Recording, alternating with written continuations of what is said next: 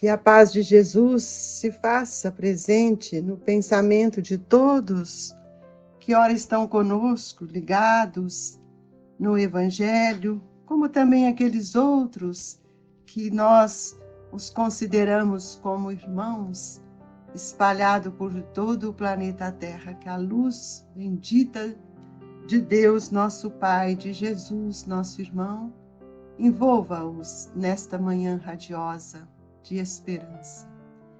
Queridos amigos, vamos ler hoje, dando continuidade ao capítulo 25, o item 8. Observai os pássaros do céu. Não acumuleis tesouro na terra, onde a ferrugem e os vermes os comem, e onde os ladrões os desenterram e roubam. Acumulai tesouros no céu, onde nem a ferrugem nem os vermes o comem. Porquanto, onde está o vosso tesouro, aí está o vosso coração. Eis porque vos digo, não vos inquietais por saber onde achareis o que comer para o sustento da vossa vida, nem de onde tirareis vestes para cobrir o vosso corpo. Não é a vida mais do que o alimento e o corpo mais do que as vestes? Observai os pássaros do céu, não semeiam, não ceifam, não guardam em celeiros, mas vosso Pai Celestial os alimenta. Não sois muito mais do que eles? E qual dentre vós o que pode, com todos os seus esforços, aumentar um côvado a sua estrutura? Porque também vos inquietais pelo vestuário? Observai como crescem os lírios do campo, não trabalham, não fiam. Entretanto, eu vos declaro que nem Salomão e nem toda a sua glória jamais se vestiu como um deles. Ora, se Deus tem um cuidado de vestir dessa maneira a erva dos campos que existe onde existe hoje e amanhã, será lançada na fornalha. Quanto maior cuidado não terá em vos vestir. Ó homens de pouca fé, não vos inquieteis, pois, dizendo: que comeremos? O que beberemos? Ou de que nos vestiremos? Como fazem os pagãos que andam à procura de todas essas coisas? Porque vosso Pai sabe que tendes necessidades deles. Buscai primeiramente o reino de Deus e a sua justiça, que todas essas coisas vos serão dadas de acréscimo. Assim, pois, não vos ponhais inquietos pelo dia de amanhã, porquanto amanhã cuidará de si. A cada dia basta o seu mal. Mateus, capítulo 6, 19 a 21 e 25 a 34. Nós gostaríamos de convidar a todos para que pudéssemos deixar um pouco as nossas preocupações de lado, para que nós pudéssemos, nesse instante, sair dessa psicosfera que nós nos encontramos, colocando a sua música, ouvindo a música do Evangelho, para que nós possamos, Jesus, sair dessas questões que têm nos aprisionado. E com o nosso coração aberto, com o nosso pensamento firme no propósito que o Senhor veio nos ensinar, nós queremos juntos orarmos. Pai nosso que estais nos céus, santificado seja o vosso nome. Venha a nós o vosso reino, seja feita a vossa vontade, assim na terra como nos céus. O pão nosso de cada dia nos dai hoje, Senhor. Perdoai as nossas dívidas, assim como nós perdoamos os nossos devedores. Não nos deixeis, Senhor, cairmos em tentação, mas livra-nos de todo o mal, que assim seja. Mestre Jesus, fortalecei-nos nesta manhã em que o alimento espiritual nos é dado de forma tão amorosa por esses nossos queridos benfeitores. O Evangelho é uma página que vejo assim com dois propósitos sublimes. É a confiança e o trabalho que Deus nos oferece. Mateus foi o discípulo que narrou, né, as vivências que ele teve com Jesus. E é muito interessante que Jesus traz uma palavra de vida eterna. Imaginemos nós, Jesus, falando para aquele povo hebreu, para os judeus, para os saduceus, para toda aquela clientela divina, aqueles irmãos que estavam ao lado dele, dirigindo a eles, aos corpos, aos homens. Nós não teríamos a grandeza do Evangelho, e nem o Evangelho seria a boa nova, a boa notícia. Então, nós acreditamos, né, nesse mergulho que cada um de nós precisamos buscar no Evangelho como um roteiro divino, como um roteiro atemporal, e agradecer muito a Deus por ter nos enviado o Cristo, porque conhecer Jesus e falar do seu Evangelho parece-nos mais fácil falar do Evangelho, conhecer as lições de Jesus, mas não é esse mais o convite. O convite agora é que a gente penetre nesse conhecimento de forma reflexiva e não mais externa, mas que possamos raciocinar, trabalhar na nossa intimidade espiritual, porque as palavras do Cristo são palavras que para todos os tempos e para todos os filhos de Deus, porque ele vem representando a força do amor de Deus para com seus filhos. O Cristo, conhecer o Cristo, é vivenciar as suas lições, não é mais falar. Porque tem muita gente que fala de forma tão grandiosa, tão bela, que nós ficamos encantados e falamos, nunca vou fazer isso. Mas não é isso. O Evangelho é para todos nós, para os simples, para os esforçados, para os doutos, para todos, porque isso depende da interpretação e do raciocínio que nós vamos buscar na essência da palavra do Cristo. E hoje ele vai falar, observai os pássaros do céu. Olha que parece até poético, mas isso é uma lição grandiosa, que Deus, ao construir, ao criar a sua natureza, que é essa carta viva do seu amor, nós podemos perceber que tudo na natureza vive em harmonia. Mesmo na lei de destruição, há uma harmonia.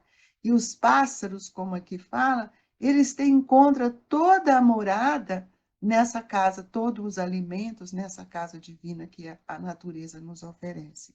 E por que não o homem? É claro que nós estamos acima dos pássaros, nós estamos acima dos animais, porque nós somos dotados de inteligência. Nós somos dotados de um pensamento criador. Nós somos dotados de uma vontade. Então, todo aquele que fica na inércia, esperando que alguém lhe dê alguma coisa, é inoperante no pensamento. Então, a inteligência, ela move em nós o desejo de suprir as nossas necessidades, tanto físicas quanto também espirituais.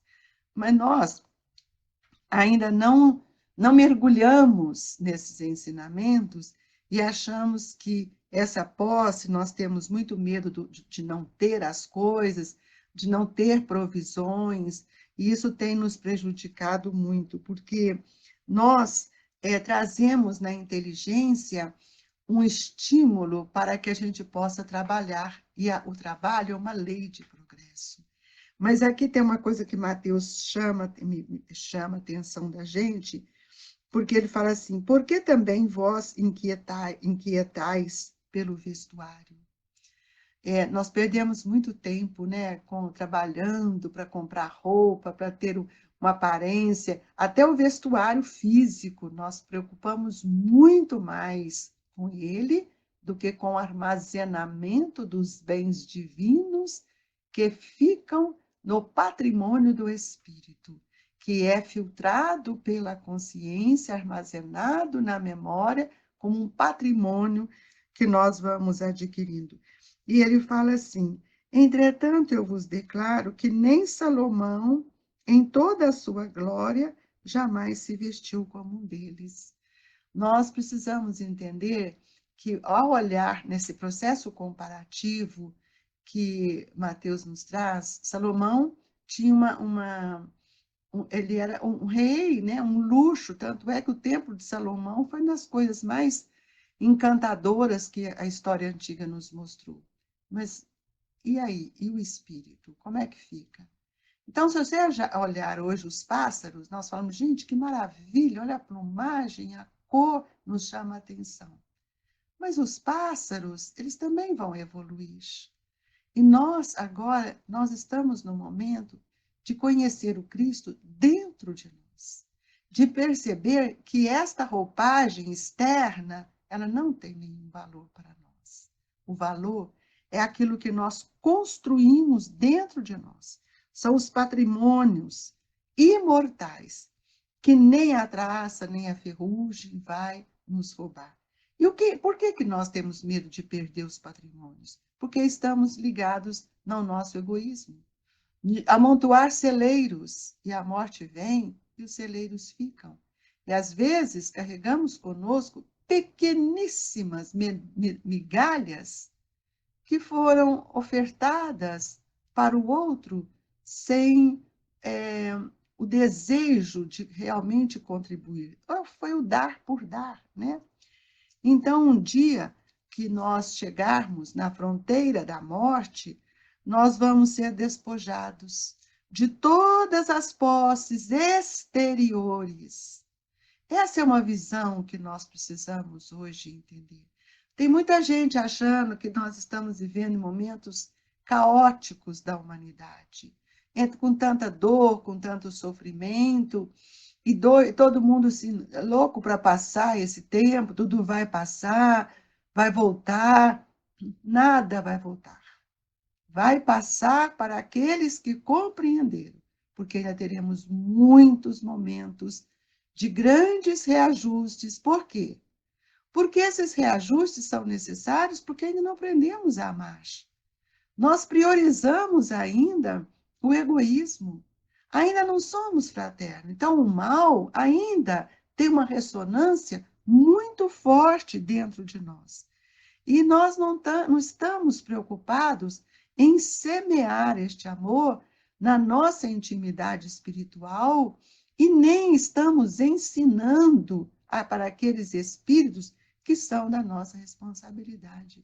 Queridos irmãos, vejamos os compromissos que nós temos largado para trás. E esse evangelho vem nos mostrar que Deus supre as nossas necessidades. As nossas necessidades não são físicas, não é fome, não é roupa, não é casa, não é nada disso, não é moradia, não são títulos, não são as glórias que nós queremos buscar no mundo. As nossas necessidades são necessidades educativas. É por isso que nós queremos afastar, abandonar os compromissos que assumimos no mundo espiritual em relação àqueles com os quais temos sérios reajustes. E isto é perder a grande oportunidade que nós estamos recebendo. Muitas vezes, pelo egoísmo e pela vaidade, nós assambarcamos com aqueles que achamos que são nossos e deixamos aqueles as quais nos contrariam, os quais seriam os instrumentos que iriam fazer as nossas grandes mudanças. Então, muitas vezes, Emmanuel tem uma frase aqui na mensagem que ele nos traduz aqui com tanta grandeza no livro da Esperança, quando ele diz assim: via de regra, amontoamos títulos de poder e empossamo-nos deles, enfeitando-nos com as vantagens que a influência prodigaliza. Um dia, porém, nas fronteiras da morte, somos despojados de todas as primazias de convenção. E se algo nos fica, será simplesmente o saldo dos pequenos favores que houvermos articulados. Então, nós precisamos entender que hoje, de uns tempos, umas décadas para cá, nós podemos ver que os próprios irmãos brasileiros não querem ficar mais no país. Estão em busca de suprimento das suas necessidades físicas do homem. Aquela que o engrandece, aquela que torna mais fácil, esquecendo os laços profundos que ele tem no planejamento reencarnatório com a sua ambientação reencarnatória. Junto à família, junto aos amigos, junto ao grupo de convivência, porque a necessidade desse espírito, ao reencarnar num país de grande oportunidade de mudanças, é de um grande valor para todos nós. Ali está a nossa riqueza, se nós soubermos ceifar os corações que estão à nossa volta e também compreender a importância que isso representa para o nosso espírito. Nós temos visto, né, que é muito importante quando você vai buscar o conhecimento em outros países, vai buscar isso, trazendo para a sua pátria, a sua cidade, o grupo de convivência, tudo aquilo que você foi beneficiado por Deus, por seu esforço, por sua inteligência, semear. Isso é muito importante, mas nunca se esqueça que todos nós temos um planejamento a cumprir. E a maior dor do espírito é quando nós rompemos com os compromissos assumidos no planejamento reencarnatório. Então, nós precisamos entender que todos nós temos a oportunidade de crescer e de multiplicar todos esses recursos que Deus tem nos dado. Quando a providência divina se faz presente na nossa vida, que nós a sentimos, Kardec nos mostra que nunca deixa ao abandono os que nela confiam, querendo, todavia, que esse, por seu lado, trabalhe. Nós precisamos entender que a providência divina foi que nos uniu, foi que nos aproximou. E Deus conhece as nossas necessidades e Ele nos provê dessas necessidades, especialmente pelos liames das injunções reencarnatórias, das escolhas que fazemos, das decisões que tomamos. Então, a providência, ela deixa entregue a nós, né, o papel de decidir, o papel de tomarmos atitudes que nos enriqueça. E aqui nós entendemos, então, que essa beleza física que nós temos tanto valorizado, isso é uma das coisas que hoje precisamos rever bastante, não que todo mundo seja feio, não, a própria reencarnação, o próprio espírito, quando ele vai evoluindo, ele vai adquirindo uma outra leveza na sua expressão. Mas essa beleza física também não é um bem eterno, ela é um valor temporário, é uma propriedade passageira, e ela traz para nós, né, uma alegria também muito, muito fugaz. Nós precisamos adquirir outro olhar para isso. Emmanuel nos fala assim, a beleza física é um poder temporário, propriedade passageira e fortuna moedada. Pode ser simples atributo da máscara humana, que o tempo transforma infatigável. Olha, veja bem isso, o tempo transforma. Então, hoje nós queremos estar na projeção, e hoje isso com a mídia é muito fácil, né? Com as redes sociais, nós colocamos nossa imagem muito exposta por conta da nossa vaidade, da nossa beleza, e chega uma hora, então, que nós vamos começar a sentir isso de um vazio existencial muito grande. E o Emmanuel nos diz, amealhemos a bondade, cultura, compreensão e simpatia. E sem o tesouro da educação pessoal, é inútil a penetração nos céus, porquanto estaríamos órfãos de sintonia para corresponder aos apelos da vida superior. Cresçamos em virtude, incorporemos a verdadeira sabedoria, porque amanhã será visitado pela mão niveladora da morte, e possuirás tão somente as qualidades nobres ou aviltantes que houver instalados a ti mesmo. É por isso, meus irmãos, que todos nós viemos com uma destinação e uma personalidade a ser mudada. Quando nós não queremos aceitar e olhar para dentro de nós, sabemos as nossas dificuldades, as nossas necessidades, nós criamos vernizes, máscaras. E às vezes nós somos uma pessoa aparentemente linda, maravilhosa, damos muito bem com aqueles que nós não temos compromisso, todo mundo nos admira, mas na verdade, no reduto familiar, onde os ajustes se fazem, onde o tesouro é desenvolvido no coração, nós nos empobrecemos disso. Então, nós vamos ver que quando nós compreendermos o verdadeiro sentido da vida, nós vamos estabelecer em nós a fraternidade. E veja, essa fraternidade daqui para frente é um estímulo muito grande ao nosso crescimento. E Kardec diz assim: quando a fraternidade reinar entre os povos, como entre as províncias de um mesmo império, o momentâneo supérfluo de um suprirá a momentânea insuficiência do outro, e cada um terá o seu necessário. Então, nós precisamos de ver isso no campo dos sentimentos. Se estamos junto com as pessoas, com aqueles espíritos que nós assumimos o compromisso, recebemos os nossos filhos, instituímos o nosso lar, esse é o maior legado. E agora, nesse momento que estamos vivendo, somos todos convidados a reorganizar a estrutura familiar. Não é hora, meus irmãos, de amarrar outros nós, é hora de desatar, é hora de sentir a grandeza da vida. E é por isso que Jesus nos disse: o escândalo existe, mas ai de quem o faça. Nós precisamos mergulhar para dentro de nós, sem levarmos a culpa, ou seja, o escândalo para o outro, porque só no amor é que nós podemos nos redimir. E essas necessidades, elas se fazem à medida que o espírito vai crescendo e vai evoluindo.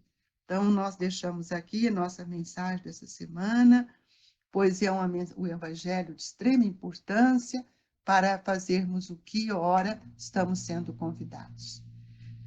Nós gostaríamos de pedir a todos que levassem o seu pensamento a Jesus, para que o nosso Mestre envie para junto de nós espíritos familiares, amigos, aqueles que te auxiliaram no planejamento reencarnatório, para que eles possam transmitir-lhe o passe, envolvendo nesse influxo divino de serenidade, de confiança, sabendo que o que importa é aquilo que você traz dentro de si. Não julgue o outro e deixe que cada um de nós possamos olhar para dentro de nós e que cada um responderá pelos seus atos.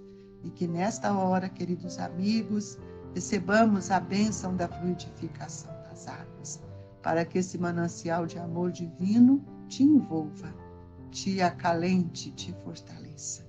E assim, agradecidos a Deus por tudo que tem nos dado, nós deixamos no coração de nossos irmãos o nosso abraço do Grupo Espírita Esperança e Caridade, Colégio Allan Kardec. Fique com Deus, irmãos, mas fique com serenidade. Que assim seja.